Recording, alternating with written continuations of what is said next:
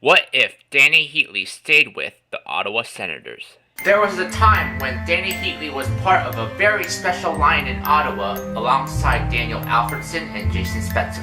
That line dominated the NHL. Heatley scored 50 goals twice, and not once in his 4 seasons with the Ottawa Senators did he not score 35 plus goals. As of right now, Heatley holds several Ottawa Senators records that have yet to be broken.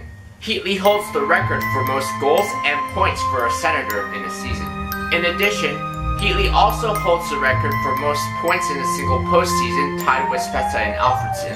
Heatley had become the first Ottawa Senator to score 50 goals and the first Senator to score 50 goals back-to-back seasons.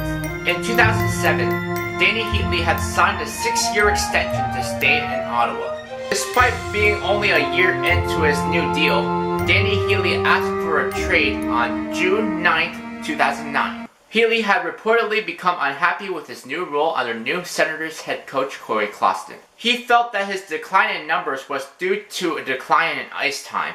Also, he felt the demotion from the first power play unit to the second power play unit were unfair to him. Eventually, after a few long months, Dany Heatley was traded with the 5th round pick to the San Jose Sharks for Milan Michalek, Jonathan Chichu, and a 2nd round pick in 2010. After the trade to the San Jose Sharks, Dany Heatley had a great first year, but then his numbers saw a rapid decline in the 2011-12 season. San Jose Sharks traded Dany Heatley to the Minnesota Wild in exchange for Martin Havlat, where his numbers saw an even greater decline. By the 2014-15 season, Dany Heatley was no longer a relevant NHL player. This leads you to ask, what would happen if Dany Heatley would have stayed with the Ottawa Senators? How would it affect his career? After Dany Heatley left Ottawa, he couldn't quite find the magic that he had in Ottawa, and he was a shell of himself.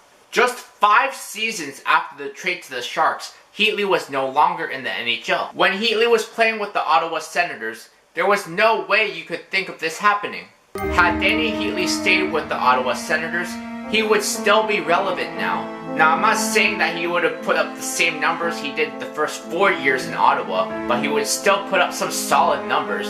Unfortunately for Heatley, he ruined his own career by demanding a trade from Ottawa. Heatley falls into the category of players that had all the potential in the world but never lived up to their full potential. Next, what if Steven Stamkos was traded to the New York Rangers?